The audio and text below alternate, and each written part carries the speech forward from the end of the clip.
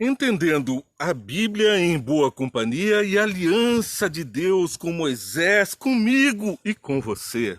É uma aliança eterna, é a promessa. A lição da Escola Sabatina nos apresenta a aliança eterna de Deus. É um breve resumo do que vamos estar estudando nos próximos meses, até junho. É um tema palpitante, por isso nós trazemos como mensagem especial a conversa que Deus teve com Moisés, gerando assim a pactuação, a aliança. Lembremos que Moisés havia sido adotado pela rainha do Egito, que ele estava vivendo no Egito e teve que fugir porque quis com suas próprias mãos salvar o povo de Israel. O seu povo estava oprimido, ele via ali o egípcio surrando injustamente o seu patrício ali, então ele toma nas suas mãos a força e a lei e assassina aquele egípcio. Aquela morte fez com que ele tivesse que fugir e estava agora longe porque as pessoas queriam vingança. Tinham o direito de vingança e a pena era cruel mesmo contra o adotado faraó, príncipe do Egito. Aquele príncipe, filho da rainha, ele agora se via lá no deserto pastoreando ovelhas. Foi lá então que Deus o encontrou novamente, se aproximou e fez dele, aquele pecador, um grande líder. Está lá em Êxodo capítulo 3 e leia o verso 6. Disse ainda: eu sou o Deus do seu pai, o Deus de Abraão, o Deus de Isaque, o Deus de Jacó. Então Moisés cobriu o rosto, pois teve medo de olhar para Deus. Nós, enquanto pecadores, nos escondemos de Deus. Foi como Adão que se escondeu entre as folhas do jardim. Mas esse mesmo Moisés, depois de compactuar das promessas de Deus, peregrinar, andar com Deus por sua vida, mais tarde, em Êxodo capítulo 23 e no verso 32, nós vamos ler o que acontece. Ele disse que tapava o rosto, pois tinha medo de olhar para Deus. E o capítulo 26, verso 32, vai nos relatar o que aconteceu depois de alguns anos andando com Deus. Verso 32. Eu errei o verso aqui, mas vai dizer que Moisés olhou para Deus, viu Deus pelas costas. Ele pediu para ver Deus e agora conseguia ver Deus através da fenda na rocha. E depois, mais tarde, o que aconteceu? Ele então se apresenta ao povo depois de receber a tábua dos 10 mandamentos e o povo dizia: põe um manto, um pano entre nós e você, porque nós não conseguimos olhar pelo seu rosto, porque a glória que está no seu rosto, a luz que emana do seu rosto é impossível de ser olhada por nós pecadores. Então é isso que acontece. Primeiro nós temos o temor por causa do pecado, mas no relacionamento com Deus nós vamos buscando o aprimoramento na relação. De assassino, agora ele depois intercedia. Deus dizia que iria fulminar um povo rebelde. O povo de Israel estava se rebelando no deserto. E Moisés disse: risca o meu nome do livro da vida, mas não tira eles do plano da salvação. Então a gente vê assim, a mudança de caráter de um homem impetuoso, assassino, para um homem que daria sua vida por outros. Não é a mesma coisa que nós aprendemos com Jesus, que deu a sua vida pelos próximos, pelos outros? Vamos, portanto, orar. Senhor Deus, nós estamos diante de Ti com ricas promessas de aprimoramento do nosso ser, felicidade na terra e proteção sua. Por isso eu peço que todos que estão participando e ouvindo recebam diretamente de Ti também esse dom, essa salvaguarda de terem a sua vida transformada pela Tua companhia, em nome de Jesus. Amém, Senhor. Pois então, nós estávamos falando aqui das lições.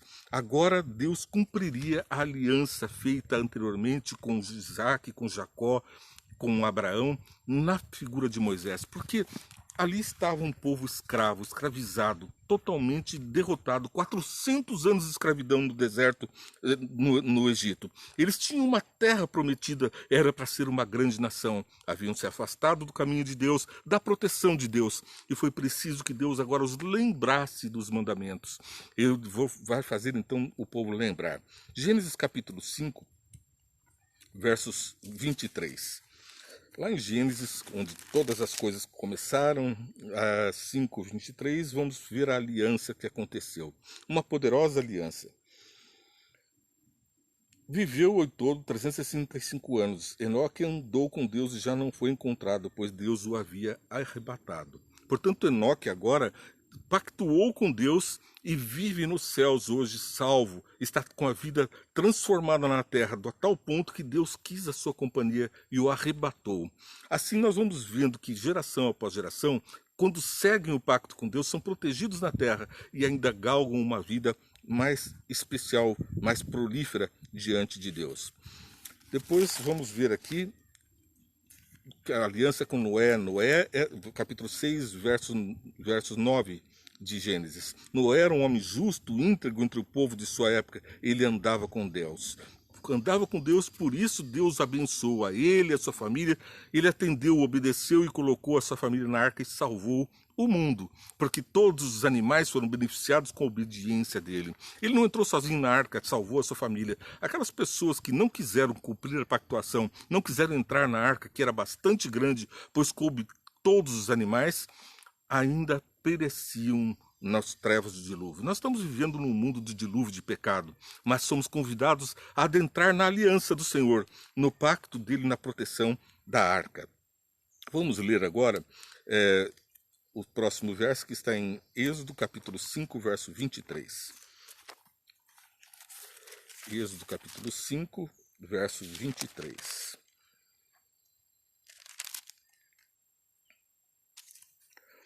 Desde que me dirigi ao faraó para falar em teu nome, ele tem maltratado esse povo e tu de modo algum libertaste o teu povo.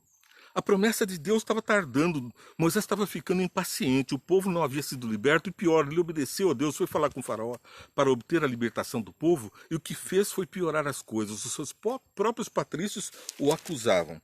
Veja só o que diz Êxodo capítulo 4, versos 5. E disse o Senhor, e isto é para que eles acreditem que o Deus dos seus antepassados, o Deus de Abraão, o Deus de Isaac, o Deus de Jacó, apareceu a você. Então, Deus dá sinais, prodígios e maravilhas, porque Moisés disse, eles não vão acreditar em mim que eu vi o Senhor, que eu falei com o Senhor, naquela época eu ainda não tinha visto, né?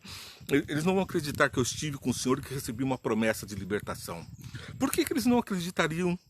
Bem, aqui diz, porque eles estavam vivendo na opressão. E aquele que vive na opressão do pecado, o Egito simboliza o pecado, ele não consegue ver a libertação. É o que está lá no capítulo 6, no verso 9. Moisés declarou isso aos israelitas, mas eles não lhe deram ouvidos por causa da angústia e da cruel escravidão que sofriam.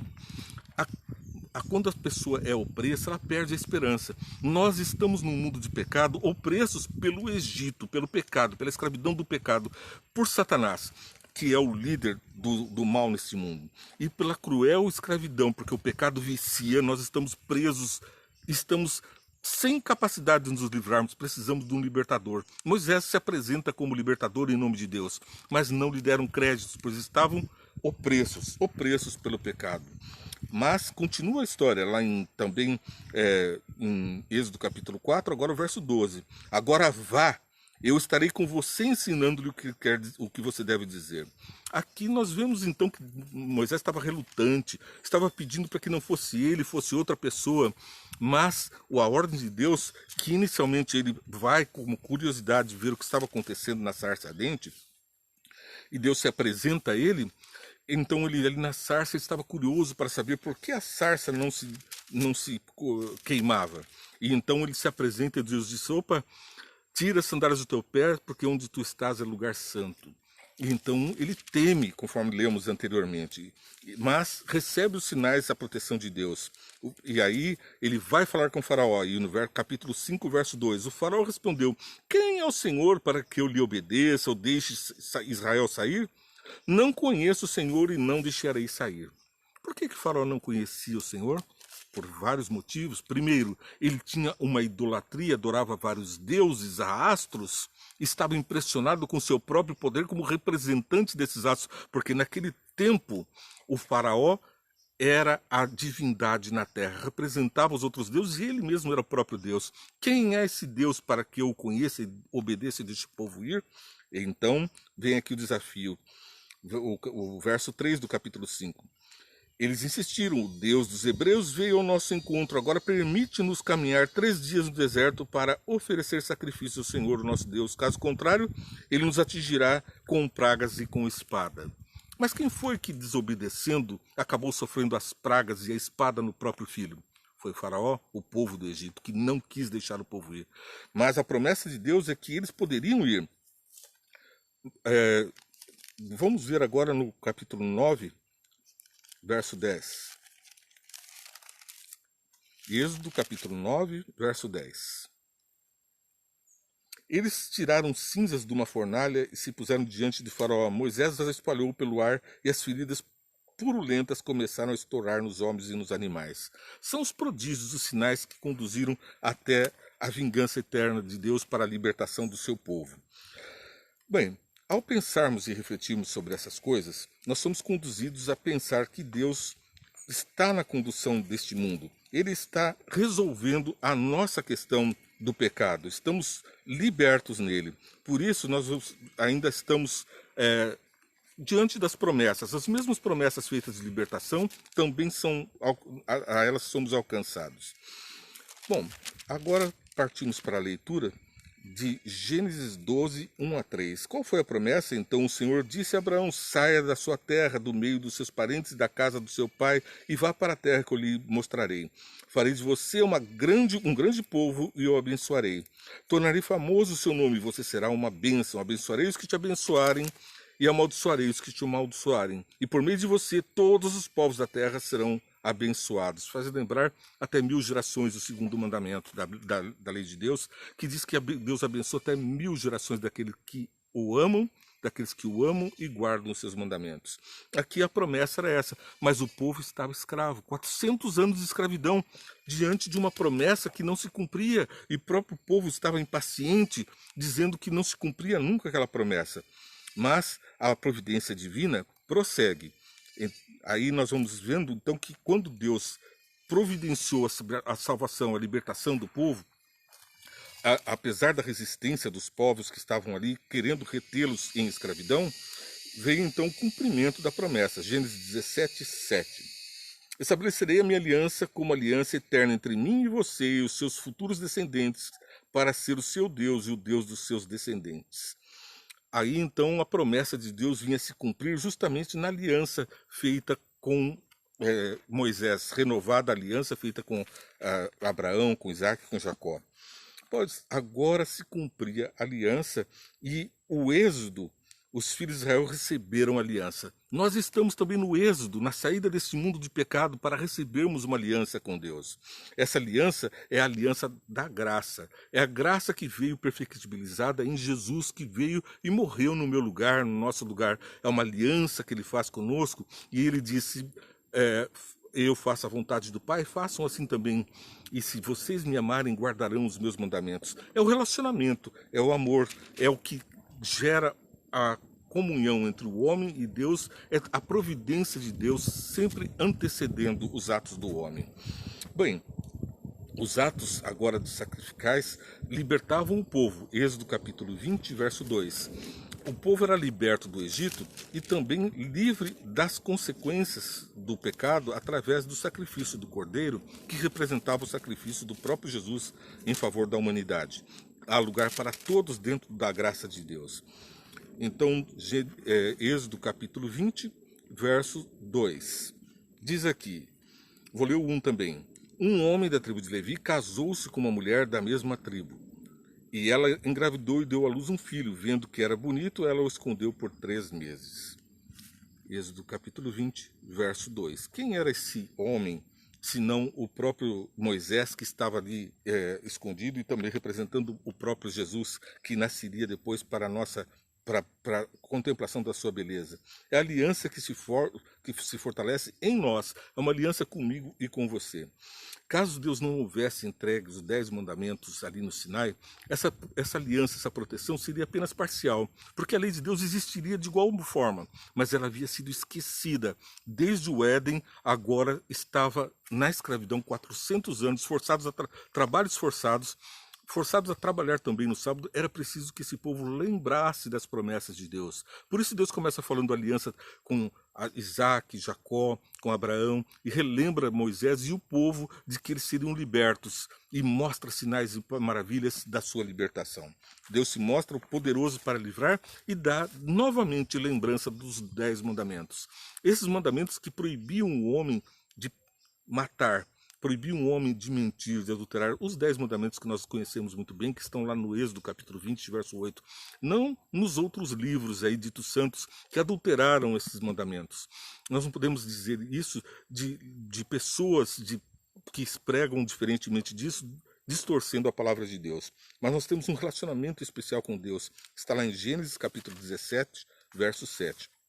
Em Gênesis, capítulo 17, verso 7, nós lemos: estabelecerei a minha aliança como aliança eterna entre mim e você, e os meus futuros descendentes, para ser o seu Deus e o Deus dos seus descendentes. Você é descendente dessa promessa de Deus? Então essa aliança é com você, porque ela é eterna e com todos os descendentes. E qual é essa aliança, então, que é fortalecida, constantemente reforçada pela palavra de Deus?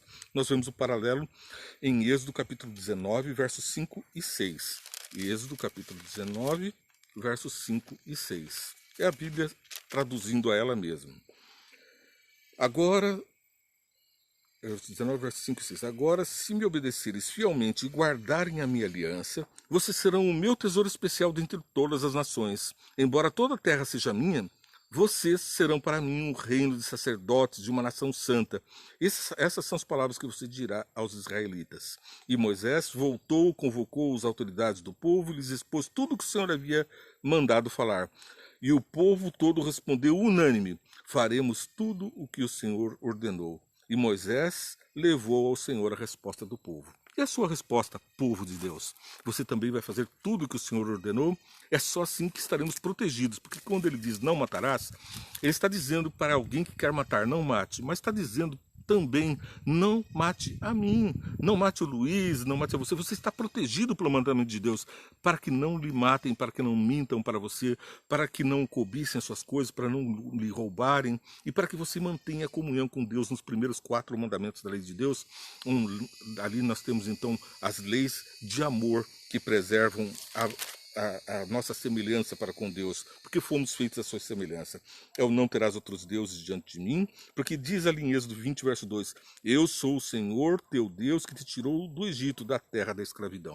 Deus se apresenta como libertador do pecado e apresenta aqui do Egito, que representa o pecado, e apresenta aqui os mandamentos. Não terás outros deuses diante de mim, não farás para ti nenhum ídolo, não te prostrarás a eles, porque abençoo até 1000 gerações daqueles que me amam e guardam os meus mandamentos, e aborreço os que pervertem esses mandamentos. Não tomarás o nome do Senhor teu Deus em vão. Lembra-te do dia do sábado para o santificar, para mantermos comunhão. A santificação aqui é separado para Deus. Santo quer dizer separado para Deus, é o que está no dicionário. E aqui nós vemos então que essa santificação acontece também através da guarda do sábado, não de outro dia, porque aqui é bem claro, como diz lá em Gênesis capítulo 2, verso 2, que concluindo a obra da criação, Deus então abençoou e santificou o dia do sábado. Gênesis capítulo 2, verso 2. Combina perfeitamente com a mesma palavra daquele que é eterno, que não muda, que é Deus. Então, não matarás, não adulterarás, não furtarás, não darás falso testemunho, não cobiçarás a casa do teu próximo, são coisas que fazem de nós habilitados para sermos embaixadores dos céus, reis na terra, em nome de Jesus. E então nós temos as bênçãos de Deus, da proteção de Deus. Então, primeiro, Deus cria uma relação. Nós vemos que essa mesma relação, ela é também igual, idêntica a como se forma uma nação. Nós estamos vendo aqui o começo da nação, através de Isaac e de Jacó, depois o recomeço pela libertação do povo de Israel, do Egito, e a gente vê que Deus passa os mandamentos. Primeiro, ele cria um relacionamento. Ele chama Moisés da sarça. Depois, então, ele forma a nação. Formando a nação, ele vai e cria a unidade da nação. Assim como nós temos leis que nos unem, que formam uma sociedade, também Deus tem as suas leis, e a obediência a essas leis é que forma a unidade de uma nação. Os desobedientes, no nosso país, é cadeia, é exílio e até pena de morte em casos excepcionais. Mas aqui nós estamos diante de uma promessa de restauração, não de condenação. Nós não somos condenados, nós somos resgatados. Por isso, então, Deus cria primeiro o relacionamento. Depois que ele cria o relacionamento, ele forma de você um povo, você é um embaixador. Depois, então, você prega a verdade. E essa verdade cria unidade, e a unidade a obediência. Agora vamos para João capítulo 8, verso 36, onde lemos a vontade de Deus para nós. 8:36. No dia seguinte, João estava ali novamente com 2 de seus discípulos. Eu estava lendo o 1:29. Vamos aproveitar e ler o 1:29, então. No dia seguinte, João viu Jesus aproximando-se e disse: Vejam o Cordeiro de Deus que tira o pecado do mundo. Foi a liberdade da nossa escravidão do pecado, o Cordeiro de Deus que tira o pecado do mundo. E João 8:36 diz: Portanto, se o Filho os libertar, vocês de fato serão livres. Nós estamos sendo livres porque Jesus nos libertou. E foi também Jesus quem disse...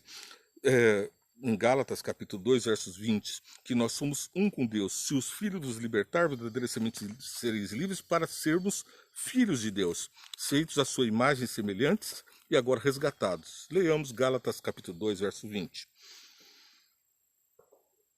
Fui crucificado com Cristo, assim já não sou eu quem vive, mas Cristo vive em mim. A vida que agora vivo no corpo, vivo-a pela fé no Filho de Deus que me amou e se entregou por mim. Então nós temos uma vida transformada, não para vivermos a velha vida, não para voltarmos ao mundo do pecado, não para voltarmos ao Egito. Fomos livres, libertos do Egito, do mundo do pecado. Fomos livres do pecado por Jesus Cristo, da condenação da lei, para não mais sermos condenados, porque agora vivemos não mais nós, mas Cristo vive em nós. Claro, quando nós pecarmos, temos um outro verso maravilhoso, 1 Pedro 2:24. 1 Pedro 2:24 nos ensina: Ele mesmo levou no seu corpo os nossos pecados sobre o madeiro, a fim de que morrêssemos para os pecados e vivêssemos para a justiça, pois por suas feridas vocês foram curados. Então ele nos libertou para que nós vivamos em justiça, não voltando ao pecado. Então que tristeza quando pecamos, nós caímos, mas 1 João, o discípulo amado, nos diz em capítulo 2, versos 1-7. Meus filhinhos, escrevo-vos essas coisas para que vocês não pequem. Se, porém, alguém pecar, temos um intercessor junto ao Pai, Jesus Cristo justo. Ele é a propiciação pelos nossos pecados, e não somente pelos nossos, mas também pelos pecados de todo o mundo. Sabemos que conhecemos e obedecemos os seus mandamentos, se obedecemos os seus mandamentos. Aquele que diz, eu conheço, mas não obedece os seus mandamentos, é mentiroso, e a verdade não está nele. Mas se alguém obedece a sua palavra, nele verdadeiramente o amor de Deus está aperfeiçoado. Então nós guardamos a palavra de Deus por amor, por relacionamento, para aprimorarmos o nosso relacionamento com Deus. Desta forma, sabemos que estamos nele. Aquele que afirma que permanece nele deve andar como ele andou.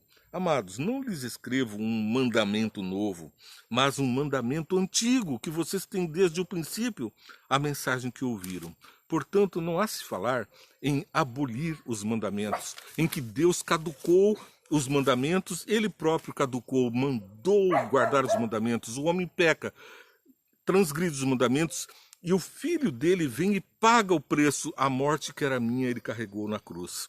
E agora ele diz, podem pecar, uma nova aliança. De forma alguma, nós estamos sim diante da graça de Jesus. Pela fé, estamos reconciliados com Deus, mas reconciliados para uma vida eterna em identidade com os céus, em aprimoramento de relacionamento. Aqui é bem claro quando ele explica que nós devemos viver como Jesus viveu. E Jesus disse que ele veio e cumpriu. Ele veio cumprir e não abolir os mandamentos. Não cuideis que vim derrogar a lei ou os profetas. Eu vim aprimorar, vim dar cumprimento. Essa é a nossa missão na terra.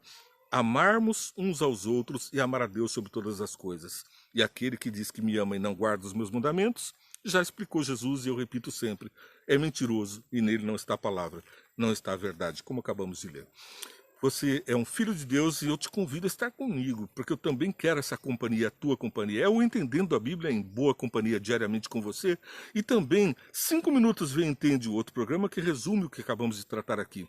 Você curte, compartilha a nossa mensagem, leva a mensagem de Deus ao mundo, abençoa as pessoas pela transformação de vidas. E assim estaremos fazendo a obra que Jesus veio fazer aqui na terra e salvando o mundo. Você é o embaixador de Deus, você é o representante de Deus na terra.